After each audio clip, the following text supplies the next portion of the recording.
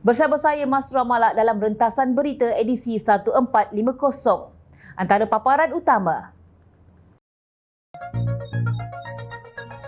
Reformasi bukan revolusi.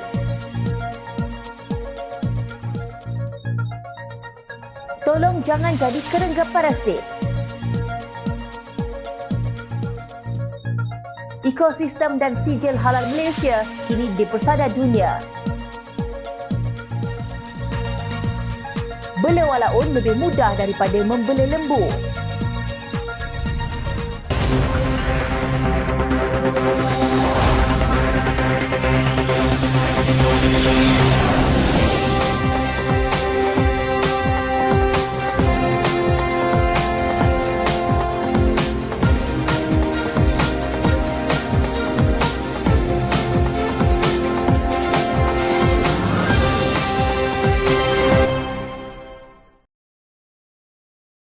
Assalamualaikum dan salam sejahtera.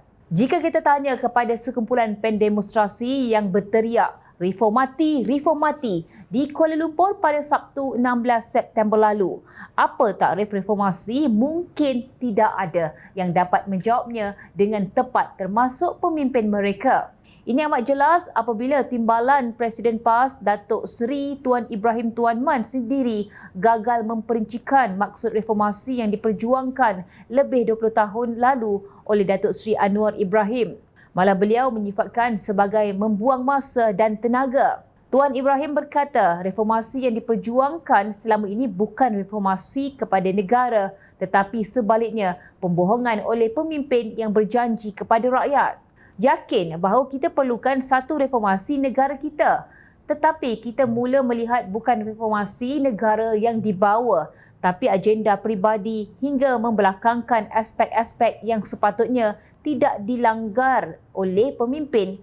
Katanya ketika berucap dalam ceramah Grand Final PN Simpang Jeram di Muar Johor, lapor Berita Harian 8 September 2023. Dakwanya, perjuangan tersebut kini hanyalah untuk dua kepentingan pemimpin negara sedia ada hari ini. Bila bertembung dua kepentingan orang nak jadi Perdana Menteri, mati-matian sanggup buat apa sahaja demi mendapatkan jawatan, katanya seperti dipetik. Kes Presiden UMNO Datuk Seri Ahmad Zahid Hamidi yang dilepas tanpa dibebaskan mahkamah apabila pihak pendakwaan menghentikan prosiding yang sedang berjalan menjadi alasan pembangkang kononnya reformasi sudah mati.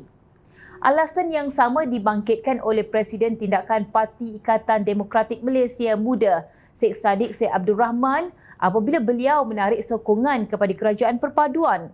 Sheikh Saddiq tidak nampak apa yang dilakukan oleh Perdana Menteri ke-10 Datuk Seri Anwar Ibrahim yang ada kena-mengena dengan reformasi. Kalau kita tidak bermula pada hari ini, proses normalisasi rasuah akan menghancurkan negara saya. Hancurlah masa depan anak muda, katanya ketika perbahasan kajian separuh penggal rancangan Malaysia ke-12 KSP12 di Dewan Rakyat baru-baru ini. Demikian yang berlaku apabila pemimpin pembangkang rata-rata buta asas ekonomi dan mengabaikan isu kepentingan rakyat yang dibentangkan pada KSP12 itu. Reformasi ekonomi yang dilancarkan oleh Perdana Menteri ke-10 dikesampingkan oleh pemimpin pembangkang kerana ia seiring dengan konsep Malaysia Madani yang diperlekeh oleh penunggang agama. Sedangkan masyarakat antarabangsa pun melihat bahawa dasar ekonomi Anwar adalah satu reformasi seperti beliau umumkan semasa semakan RMK12 di Parlimen pada Isnin 11 September lalu. Semasa pembentangan semakan RMK12 di Parlimen pada Isnin 11 September lalu, Anwar berkata bahawa kerajaan akan melihat pada pelaksanaan subsidi bersasar serta cara untuk mengembangkan asas cukai negara selain banyak perkara lain. Lapor akhbar Channel News Asia CNA pada 12 September lalu. RMK12 pertama kali dibentangkan pada Oktober 2021 oleh kerajaan yang diterajui oleh Perdana Menteri Datuk Seri Ismail Sabri Yaakob. Dalam ruang yang kecil ini, jom kita rentas apa ada pada kajian separuh penggal RMK12 itu. Negara kita di persimpangan sama ada mengekalkan dasar dan kaedah lama atau melaksanakan islah. Perubahan ini harus mencakup rangka memperbaiki tata kelola, melakukan anjakan dasar dan memperkenalkan kaedah serta pendekatan baharu mengikut tuntutan semasa. Kata Anwar semasa ucapannya pada kajian separuh penggal Rancangan Malaysia ke-12 2021-2025, Malaysia Madani, Mampan, Sejahtera dan Berpendapatan Tinggi di Dewan Rakyat pada 11 September 2023. Katanya KSP 12 bukan pendekatan biasa menilai pelaksanaan RMK 12 tetapi adalah meliputi dasar dan kaedah baharu untuk menghadapi tantangan atau cabaran semasa. Beliau berkata kerajaan melakukan anjakan secara tegas dan menyeluruh menerusi gagasan Malaysia Madani dan menyusul dengan kerangka ekonomi madani. Menurut Anwar, RMK 12 akan diselaraskan semula dengan rangka kerja ekonomi madani menerusi antaranya Pelan Hala Tuju Peralihan Tenaga NETR dan Pelan Induk Perindustrian Baru 2030 NIMP 2030 sebagai prakasa baru bagi memacu pertumbuhan sosioekonomi Malaysia untuk tempoh 10 tahun. 400 bilion ringgit yang diperuntukkan untuk RMK 12 telah ditambah sebanyak 15 bilion ringgit menjadikan jumlah peruntukan untuk rancangan pembangunan 5 tahun kerajaan kepada 415 bilion ringgit. Beliau berkata 34% daripada 400 bilion ringgit awal telah dibelanjakan dalam tempoh 2 tahun pertama iaitu sebanyak 64.3 bilion ringgit pada 2021 dan 71.6 bilion ringgit lagi pada tahun 2022. Anwar menegaskan bahawa penstrukturan semula subsidi elektrik, diesel dan petrol serta bantuan sosial adalah untuk memastikan pengurusan fiskal dana yang lebih berhemat dan jaminan bahawa golongan berpendapatan rendah akan terus diberi keutamaan. Menurut laporan, Menteri Ekonomi Rafizi Ramli berkata program subsidi bersasar dijangka akan dilaksanakan pada tahun hadapan. Sebelum ini, pada persidangan Dewan Rakyat Februari lalu, Timbalan Menteri Kewangan Datuk Seri Ahmad Maslan berkata, pada 2022, penggunaan petrol, diesel dan gas petroleum cecair LPG dalam kumpulan berpendapatan rendah B40 hanya sekitar 24%, manakala berpendapatan sederhana M40 sebanyak 41% dan kumpulan kaya T20 35%. Menurut beliau, kerajaan boleh jimat sehingga 17 bilion ringgit sekiranya golongan berpendapatan tinggi T20 tidak diberikan subsidi 3 bahan api tersebut. Dari segi angka ialah 50.8 bilion ringgit. Kalau darab dengan 35% yang digunakan T20 nilainya sebanyak 17.8 bilion ringgit, kata Ahmad Maslan. Beliau berkata demikian sebagai menjawab soalan tambahan Ahli Parlimen Perikatan Nasional Kuala Terengganu, Datuk Ahmad Amzad Hashim. Maknanya apa? Bukan pemimpin Perikatan Nasional tidak dimaklumkan bahawa Kerajaan Perpaduan ada melakukan reformasi dalam rangka kerja ekonomi madani, antaranya menerusi langkah subsidi bersasar tenaga. Tetapi penyokong tebuk atap sengaja mengelirukan rakyat kononnya pemimpin Kerajaan Perpaduan berbohong tidak tunaikan janji dan menormalisasi rasuah. Jelas yang berteriak bahawa reform mati iaitu reformasi sudah mati, itulah sebenarnya yang sudah mati akalnya. Mati walaupun ajal belum sampai kerana ketaksuban kepada pemimpin yang obses hendak menebuk atap sekali lagi walaupun tahu perbuatan itu berdosa. Justru, marilah kita sama-sama menghayati firman Allah Subhanahu Wa Taala dalam surah An-Nisa ayat 58 yang bermaksud, sesungguhnya Allah memerintahkan kamu untuk melunaskan amanah kepada yang berhak menerimanya. Dan apabila kamu menetapkan hukum antara manusia, hendaklah kamu berhukum dengan adil. Surah An-Nisa ayat 58.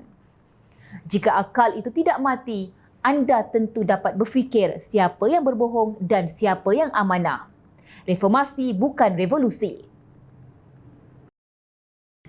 Himpunan Selamatkan Malaysia yang dianjurkan Pemuda Perikatan Nasional PN Sabtu lalu tidak mendapat sambutan warga kota Kuala Lumpur dengan kehadiran demonstran dikatakan kurang daripada 1,000 peserta. Bagi Ketua Angkatan Muda Keadilan AMK Sarawak, Chiu Chun Man, himpunan itu amat wajar tidak mendapat sambutan kerana tujuan penganjurannya tidak sejalan dengan apa yang diperjuangkan. Katanya, himpunan tersebut jelas bertujuan untuk memalukan dan menjejaskan sambutan Hari Malaysia yang sepatutnya disambut dengan penuh keharmonian dan semangat perpaduan. AMK Sarawak menghormati hak untuk berhimpun ke atas setiap warga negara Malaysia mengikut artikel 10-1-B Perlembagaan Persekutuan. Namun, sambutan Hari Malaysia tidak sepatutnya dicemari dengan demonstrasi yang hanya bertujuan untuk mengaibkan atau menghina pemimpin negara. AMK Sarawak berpendapat menganjurkan perhimpunan protes pada hari yang bersejarah seperti Hari Malaysia adalah tindakan yang tidak menghormati semangat Hari Malaysia dan bertujuan untuk memecah belahkan rakyat. Hari Malaysia mempunyai martabat tinggi dalam sejarah dan merupakan simbol solidariti semua rakyat Malaysia tanpa mengira bangsa, agama ataupun pertalian politik, katanya dalam satu kenyataan.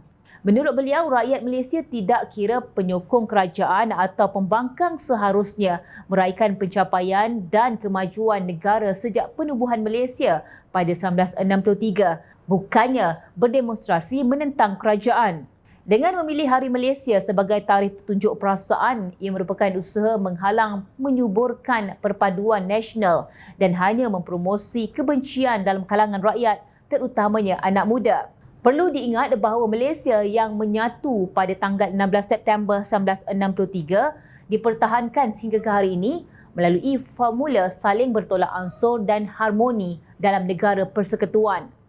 Pengarah Komunikasi Wanita Keadilan Pusat Nuraini Nordin berkata, rakyat Malaysia seharusnya mengisafi selain sambutan Hari Kebangsaan pada 31 Ogos, sambutan Hari Malaysia pada 16 September amat penting untuk menyatupadukan rakyat majmuk pelbagai kaum di negara ini. Meski sentiasa ada pelbagai cabaran yang menggocak keharmonian, adalah penting setiap dari kita menyematkan dalam diri masing-masing untuk sentiasa menjaga perpaduan sesama anggota masyarakat. Dalam apa jua urusan seharian, bersama keluarga, dengan kawan-kawan, di tempat kerja, sesama jiran, ketika berpersatuan, dalam berpolitik dan sebagainya, yang terpenting dan paling membahagiakan sekali ialah bila ada keharmonian, perpaduan dan saling memahami yang erat terjalin. Tanpa tiga elemen itu, apa pun yang hendak dilakukan akan mendatangkan kesengsaraan akhirnya, kata Nuraini dalam pernyataan di Petik Suara Keadilan. Persoalannya yang timbul, Malaysia hendak diselamatkan daripada apa? Alhamdulillah, Malaysia sedang berada dalam keadaan selamat dan sejahtera. Malah, seluruh tenaga tentera di darat, laut dan udara, Polis Diraja Malaysia PDRM dan pihak berkuasa sentiasa bersiap siaga untuk sebarang kemungkinan. Malaysia telah berada di landasan yang betul di bawah Perdana Menteri ke-10 PMX, Datuk Seri Anwar Ibrahim, iaitu kini di landasan kesejahteraan serta keharmonian. Kenapa perlu ada yang mahu menjadi kerengga parasit yang merosakkan perpaduan negara yang kita sayangi ini? Hampir 1,000 penyokong PN berarak dari Masjid Kampung Baru dan berhimpun di pusat bandar Kuala Lumpur Sabtu lalu, kononnya bagi membantah pelepasan tanpa bebas di NAA kepada Timbalan Perdana Menteri Datuk Seri Dr. Ahmad Zahid Hamidi. Demonstrasi itu yang disifatkan perhimpunan menyambut Hari Malaysia juga dikatakan menuntut kebebasan peguam negara dan SPRM daripada campur tangan eksekutif serta kedaulatan undang-undang yang diterapkan kepada semua rakyat Malaysia. Namun dilaporkan individu yang melalak untuk mengetahui demonstrasi berkenaan iaitu Ketua Pemuda PN Fadil Syahari tidak pula kelihatan, sebaliknya dikatakan kononnya cerit-berit dan hanya berkurung di hotel. Walaupun beberapa hari sebelum itu beliau telah memaklumkan kononnya mempunyai temu janji dengan doktor di hospital. Nampaknya para walaun dah kena scam dengan ketua mereka. Kerengga dah kena simbah najis cerit-berit sang auta. Ketua Pemuda PAS, Fadil Syahari dan Ketua Pemuda Bersatu, Wan Ahmad Faizal, Wan Ahmad Kamal, hakikatnya pengecut dan bacol. Apa tidaknya, jika mereka tertangkap, didapati bersalah dan didenda melebihi RM2,000, bukankah mereka akan kehilangan kelayakan sebagai ahli parlimen? Maka, para walaun pun digunakan dengan membawa anak-anak kecil berdemonstrasi kononnya menuntut keadilan. Bukan menghalang kebebasan bersuara, namun cara dan kaedahnya yang tidak betul. Jom channel cadangkan pemuda PN selepas ini mencari saluran alternatif lain seperti dialog untuk meluahkan kebimbangan mereka melalui perbincangan bermakna dan berfahaman bersama. Kita dapat menangani dan menyelesaikan isu-isu secara kolektif dalam memastikan kemajuan dan kemakmuran negara tercinta kita. Kami percaya semua rakyat Malaysia tanpa mengira kepercayaan politik sepatutnya memberi keutamaan kepada kesepaduan nasional di atas segalanya, terutamanya pada hari peristiwa yang begitu bersejarah. Kepelbagaian kita adalah kekuatan kita dan adalah penting kita memelihara ikatan yang menyatukan.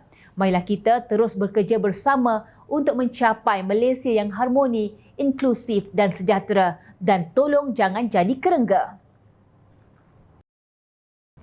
Wahai sekalian manusia, makanlah dari apa yang ada di bumi yang halal lagi baik dan janganlah kamu ikut jejak langkah syaitan kerana sesungguhnya syaitan itu ialah musuh yang terang nyata bagi kamu. Mencari sesuatu yang halal adalah merupakan kewajipan ke atas semua umat Islam. Allah telah mensyariahkan kita untuk mengaplikasi halal dalam kehidupan seharian. Definisi halal adalah sangat luas dan bukannya sahaja khusus untuk mereka yang menganut agama Islam. Peningkatan jumlah pengguna halal daripada populasi bukan Islam di seluruh dunia turut meletakkan industri ini berada di platform pertumbuhan yang eksponen. Ia juga semakin menjadi piawaian pilihan bukan sahaja dalam kalangan masyarakat Islam tetapi juga bukan Islam. Ketika berucap melancarkan Global Halal Summit 2023 di Kuala Lumpur pada Selasa 12 September baru-baru ini, Perdana Menteri Datuk Seri Anwar Ibrahim menegaskan betapa dalam pertemuan beliau dengan pemimpin-pemimpin dari Jepun, China dan Korea yang kini merupakan gergasi ekonomi dunia, satu subjek yang acap kali dibangkitkan ialah industri halal dan Malaysia sebagai pusat pengeluaran persijilan halal yang diiktiraf dunia. Begitu juga ketika lawatan rasmi saya ke Vietnam dan Laos baru-baru ini. Dalam rundingan dua hala yang diadakan, saya ditanya secara terperinci mengenai aspek persijilan halal dan ekosistem industri halal dan mereka memohon bantuan Malaysia di dalam melatih dan membuka laluan kepada pengujudan rangkaian produk halal di negara mereka. Kenapa kita ditanya? Ia adalah kerana dunia mengiktiraf ketelitian dan ekosistem yang kita wujudkan di dalam industri halal, ujar beliau. Ekonomi madani yang dilancarkan baru-baru ini menzahirkan aspirasi untuk pembangunan negara melalui pengukuhan perdagangan termasuk industri halal yang lebih inovatif dan berdaya saing. Malah ini meletakkan Malaysia di landasan yang betul dengan keutamaan yang ditetapkan untuk memupuk daya saing industri halal yang inklusif sebagai salah satu daripada strategik dalam rancangan Malaysia ke-12 RMK12 untuk mempercepatkan pembangunan industri yang berimpak tinggi. Pertumbuhan sektor halal bukan saja didorong oleh populasi Islam di seluruh dunia, tetapi terdapat faktor-faktor seperti nilai tambah, kebersihan dan keasliannya yang menjadikan produk halal Malaysia berada di kedudukan yang tinggi dan juga menjadi pilihan utama pengguna di negara bukan Islam. Tahukah anda, Malaysia telah lama menjadi peneraju industri halal. Kerajaan telah giat membangunkan dan meningkatkan ekosistem halal termasuk penyelidikan dan pewujudan infrastruktur yang baik dan diiktiraf untuk menyokong perkembangan sektor halal negara. Ini dapat dilihat melalui pertama, Jabatan Kemajuan Islam Malaysia JAKIM yang merupakan agensi yang bertanggungjawab bagi persijilan halal. Logo halal JAKIM Malaysia mempunyai reputasi yang sangat baik serta jaminan bahawa produk dan perkhidmatan yang ditawarkan adalah berdasarkan piawaian yang ditetapkan dengan integriti yang diyakini. Kedua, ekosistem halal negara diperkukuhkan lagi dengan penubuhan Halal Development Corporation Berhad HDC yang bertanggungjawab membangunkan industri halal. Ekosistem industri ini tidak hanya perlu tertumpu kepada produk makanan dan minuman sahaja, namun perlu diperluaskan kepada produk lain seperti kosmetik dan farmaceutical serta perkhidmatan seperti perbankan dan takaful. Ketiga, Jabatan Standard Malaysia JSM turut berperanan untuk memartabatkan industri halal Malaysia sebagai satu penanda aras terhadap nilai kualiti serta tahap keselamatan sesuatu barangan yang menetapi piawaian atau standard antarabangsa. Sekali lagi, ini tidak terhad kepada pasaran di negara Islam semata-mata. Kita berbangga apabila Malaysia menjadi negara yang pertama mewujudkan Malaysia Standards atau MS berkaitan halal yang menjadi rujukan kepada Negara Pertubuhan Kerjasama Islam OIC. Keempat, sebagai pelengkap kepada ekosistem dan ekonomi halal Malaysia, GHAS 2023 akan terus mengekalkan momentum halal ini dengan menyediakan lebih banyak peluang baharu. Penganjuran GHAS ini merupakan sebahagian daripada usaha kerajaan dalam mempromosi serta mengekalkan reputasi halal bukan setakat di Malaysia sahaja namun juga di peringkat antarabangsa. Persijilan halal Malaysia antarabangsa ini merangkumi 7 skim utama iaitu produk makanan dan minuman, kosmetik, farmaseutical, barang gunaan, perkhidmatan logistik, peranti perubatan dan penghilangan kontrak. Inisiatif ini perlu dilihat sebagai satu gerbang yang menghubungkan kita kepada peluang tanpa sempadan. JAKIM meneruskan usaha ini dengan pelaksanaan dan penguatkuasaan Manual Procedure for Malaysia Halal Certification International 2023. Garis panduan yang telah dirangka secara komprehensif ini berfungsi sebagai pemandu arah bagi menjamin industri halal bertapak di peringkat global. Ini bertujuan untuk memelihara integriti dan keyakinan pengguna terhadap logo halal Malaysia terutamanya dalam landscape global yang lebih kompleks dan semakin mencabar. Atas sebab itulah seruan Perdana Menteri agar permainan industri halal negara memanfaatkan sepenuhnya ekosistem halal Malaysia yang kukuh ini untuk meneroka dan mencipta peluang yang lebih besar dalam pasaran halal global yang perlu diberi perhatian secukupnya oleh semua pemain.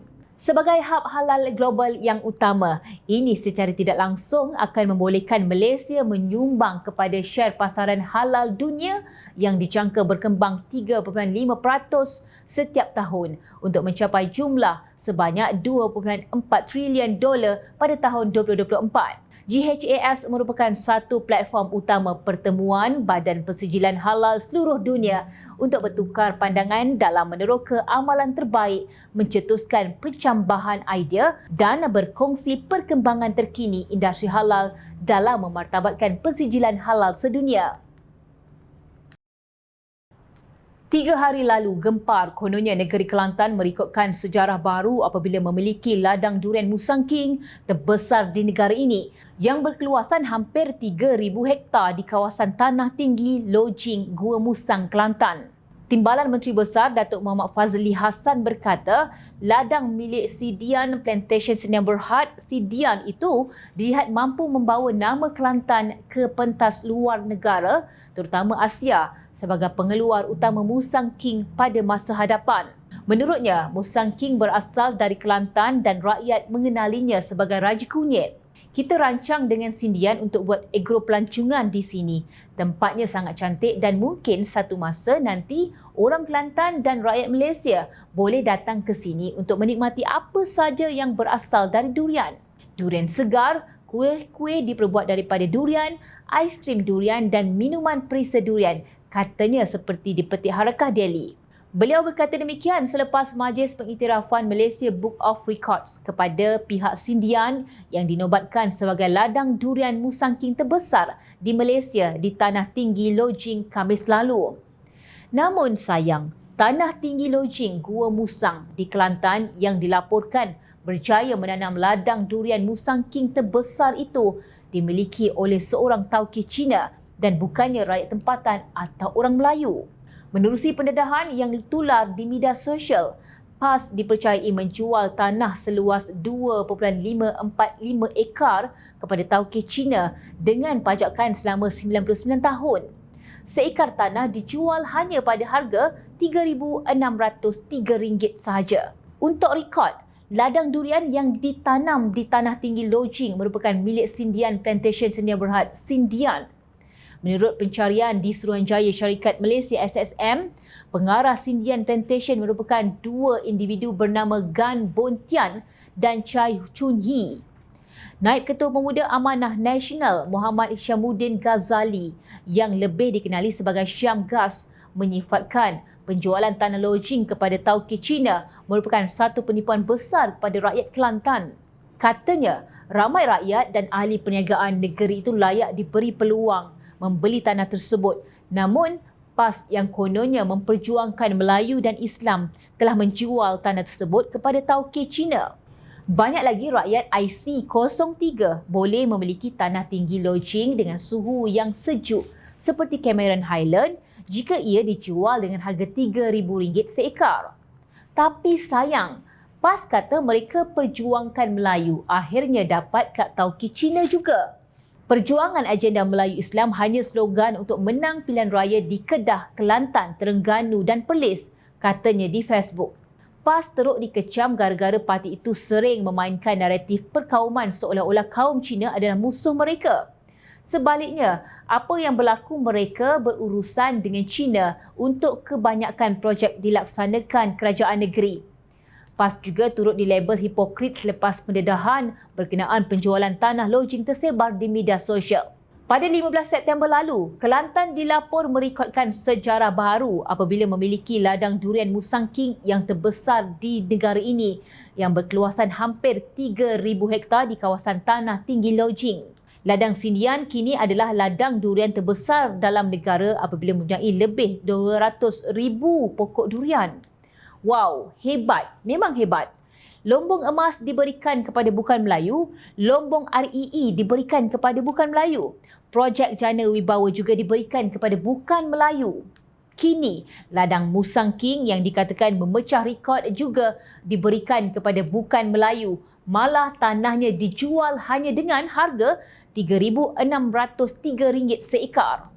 Maka para pimpinan PAS dan PN pun bertepuk tangan, tersenyum lebar dengan kejayaan slogan dan penipuan mereka terhadap para penyokong. Air mata darah bercampur keringat, kini bumi Kelantan menjadi milik orang. Kena saman Pak Lebay agih Tin Milo minta derma sana sini, projek juta-juta Pak Lebay berikan kepada tauke Cina. Maka kini sah, bela walaun lebih mudah daripada membela lembu. Hanya sekadar menjanjikan syurga, Melayu Islam diperbodoh oleh bangsa dan penganutnya sendiri. Ingat, rakyat sentiasa memerhati. Jom Channel ingin mengucapkan jutaan terima kasih kepada para penyokong Jom Channel dan kepada yang berminat untuk memberikan sumbangan bagi membolehkan kami meneruskan perjuangan menyampaikan berita yang benar. Sumbangan boleh dibuat melalui akaun bank yang tertera. Suara rakyat kami sampaikan demi negara tercinta. Teruskan bersama kami di Jom Channel untuk mendapatkan berita politik tanah air. Saya Masra Malak. Assalamualaikum dan jumpa lagi.